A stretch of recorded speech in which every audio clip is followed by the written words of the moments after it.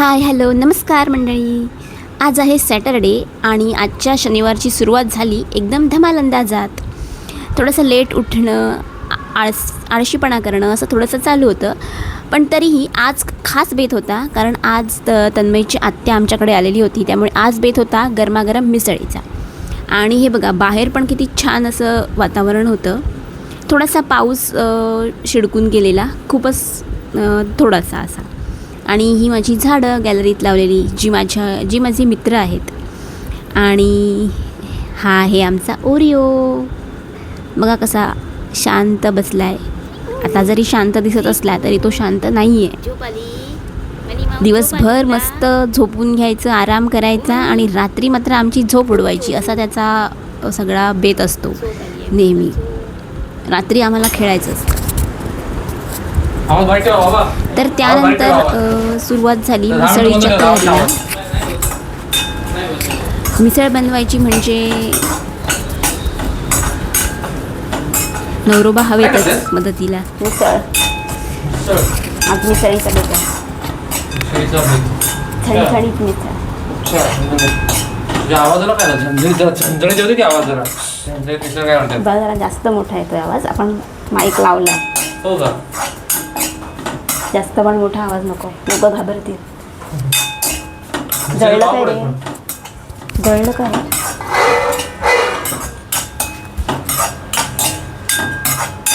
थांब करपेल हे आधी काढून घेते. मी काय मदत करू का? हो मदत तर लागेलच, पण वेळ आहे. खायला नाही, खायला करणार मदत दोन तरी. खायला मदत करणार तुला मी. कांदा चिरायचा आहे पण वेळ आहे अजून बराच. कांदा मी अशी मदत कापली ना मस्त पैकी. मला असं कापता येत नाही, मला असं नॉर्मल असं कापता येत नाही. एकदम कापून घ्या, बारीक कापून ते आपल्या जमणार नाही. ओ माय गॉड, हे जास्तच करपलं.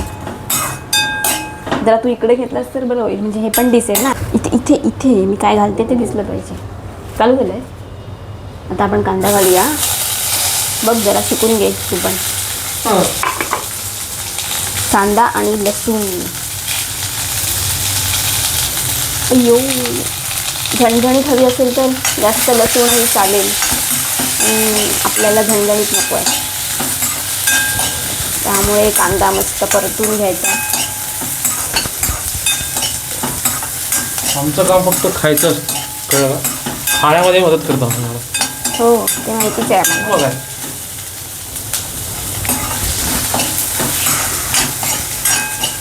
थोडा लालसरच करून घ्यायचा कांदा, म्हणजे खूप छान टेस्ट येते. आपल्याला कोल्हापुरी मिसळ नाही करायची, आपल्याला मुंबईची मिसळ. जाळ काढ, जाळ चांगला मस्त पैकी. इकडे कोणीच खात नाही एवढी तिखट. चांगलं झणझणीत झालं पाहिजे. नाकाला पाणी आलं पाहिजे एकदम मस्त झणझणीत. मुंबईची सगळी मध्ये जरा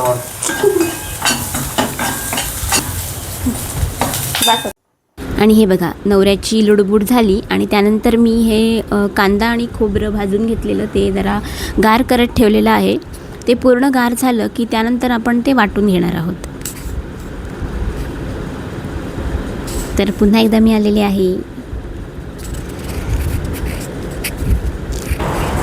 आणि हा बघा आमचा मनू कसा बघतो. त्याला लागली होती भूक, पण आम्हाला भूक लागली आणि त्याला सध्या ड्राय फूड आम्हाला नकोय. आम्हाला काय हवंय खायचं नाही, त्याला फक्त हवी आहे ग्रेव्ही. सध्या तो उन्हाळ्यामुळे ग्रेव्ही ड्राय फूड त्याचा काहीच खात नाहीये. उन्हाळा आहे ना त्यामुळे वेट फूडच त्याला हवं असतं. आणि नेमकं संपलेलं आणि वेट फूडशिवाय तो काहीच खात नाही. त्यामुळे कारण तो पाणी सुद्धा खूप कमी पितो आणि एवढा त्यामुळे आम्ही सुद्धा त्याला वेट फूड जास्त देतो आणि काय नाही ते असल्याशिवाय तो बघा आता फूड खातच नाहीये.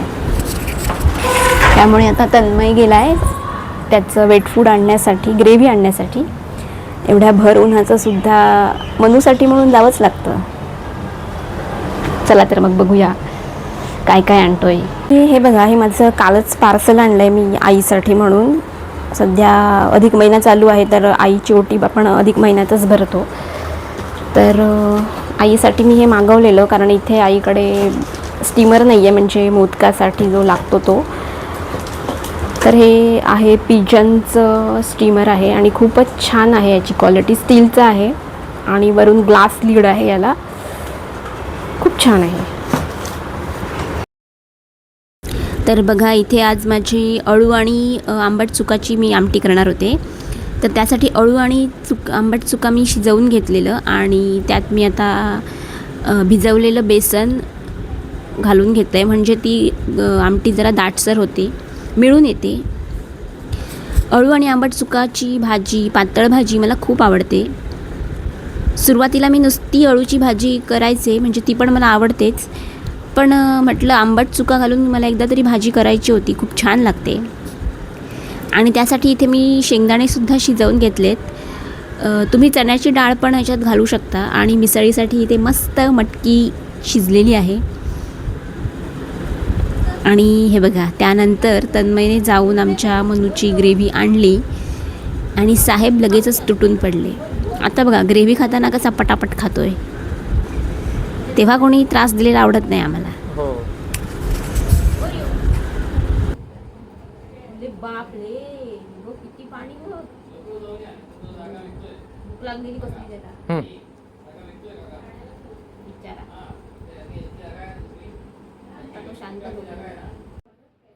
आणि त्यानंतर मी हे जे वाटण आहे ते गार झालेलं ते वाटून घेतलं आणि मस्त फोडणीला टाकली मटकी.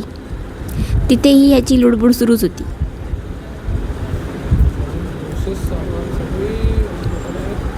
जेवण करताना थोडीशी लुडबुड आणि जास्त लुडबुड आणि थोडीशी मदत, हे समीकरण असतं आमच्याकडे. पण थोडीशी का होईना मदत असते ना, ते महत्त्वाचं.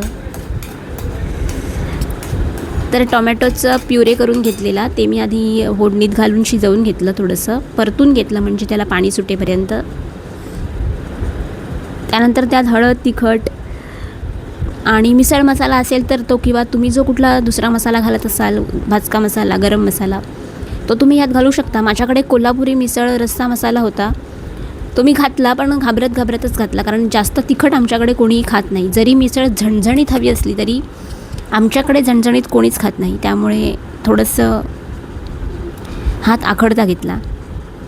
आणि या उन्हाळ्याने एवढं हैराण केलं आहे ना की जेवण करणंसुद्धा नको वाटतं, पण काय करणार, खायची इच्छा तर असतेच.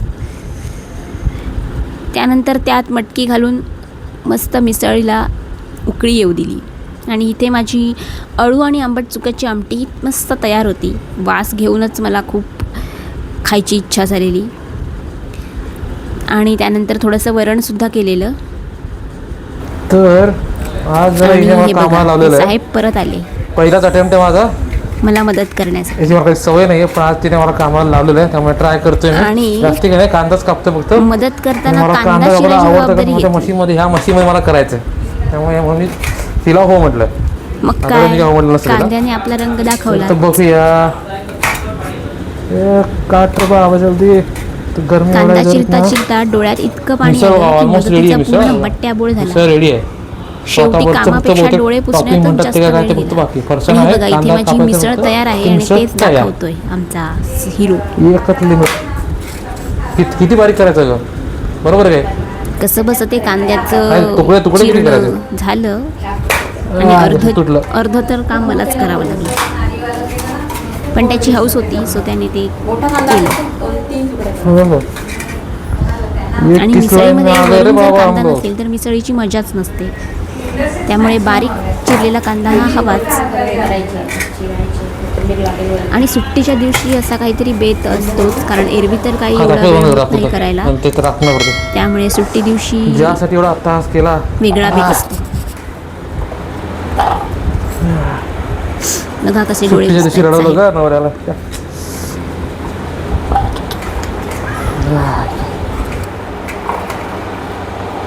सगळे एकदम नाही म्हणा, थोडं थोडं घालावं लागतं त्याच्यात. म्हणजे असं म्हणे का, आय डिडंट नो दॅट.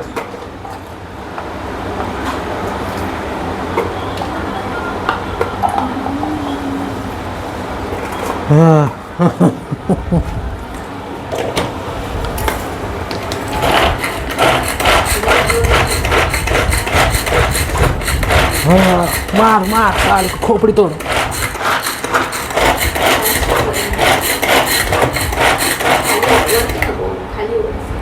खाली असं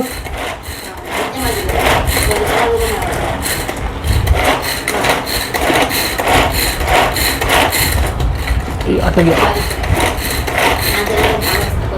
असू दे, आम्ही जर शिकावत शेफ होत आम्ही जरा. आम्ही पार्ट टाईम फक्त सुट्टीच्या वेळेचे शेफ होत, त्यामुळे आमचं फक्त जरा व्हिडिओ करूया. दम रे बाबा. हे बस घ्या, देखो इतना बस हो गया. बस का अजून झाला असता.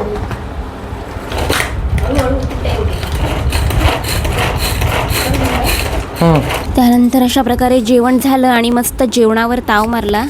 पंगत बसलेली होती, खूप छान वाटतं अशी खाली बसलेली पंगत. आणि त्यानंतर दुपारी आम्ही थोडेसे रील शूट करायचे होते आम्हाला, त्यामुळे मी अशी तयार झालेले होते. आणि तयार झाल्यावर थोडं नटणं मुरडणं असतंच. सो अशी शूटिंगची तयारी होती. आणि लाल बांगडीवर माझा आज रील होता, त्यामुळे हे सगळं नखरे चालू होते लाल बांगडीचे. आणि खाली येऊनच आम्ही बिल्डिंगच्या खालीच आम्ही शूट करत होतो. आणि ते व्हिडिओज तुम्ही पाहिलेच असतील यूट्यूब आणि इंस्टाग्रामवर. तर ते व्हिडिओज कसे वाटले कमेंट करून सांगा.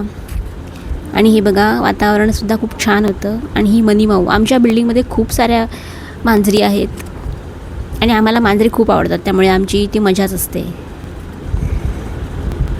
आकाशसुद्धा स्वच्छ होतं एकदम. आणि हे आमचे साहेबसुद्धा रेडी होऊन आले आहेत. आणि अशा प्रकारे आमचं सगळं शूट करून झालेलं आहे. मस्त मजा मस्ती करत शूट झालं. आणि त्यानंतर थोडंसं शॉपिंग होतं, कारण दुसऱ्या दिवशी माझी आई अधिक महिन्याचं जावयासाठीचं जे वाण द्यायचं असतं तो कार्यक्रम करणार होती. तर त्यासाठी गुलाबजाम आईने आणायला सांगितले होते. आमचे आवडतेच आहेत गुलाबजाम, त्यामुळे जावयाच्या आवडीचंच करायचं. तर त्यासाठी गुलाबजाम घेतले आणि 1-2 वस्तू घ्यायच्या होत्या त्या घेतल्या. आणि घरी आल्यावर पुन्हा आईकडे गेले, कारण आईला थोडी मदत करायची होती, गुलाबजाम करून ठेवायचे होते. सो गुलाबजाम करून ठेवले. आणि असा होता आजचा दिवस. तुम्हाला हा ब्लॉग कसा वाटला कमेंट करून सांगा. आणि व्हिडिओ आवडला असेल तर व्हिडिओला लाईक, शेअर आणि सबस्क्राईब करायला विसरू नका. आपण भेटूयाच पुढच्या व्हिडिओमध्ये. तोपर्यंत बाय बाय.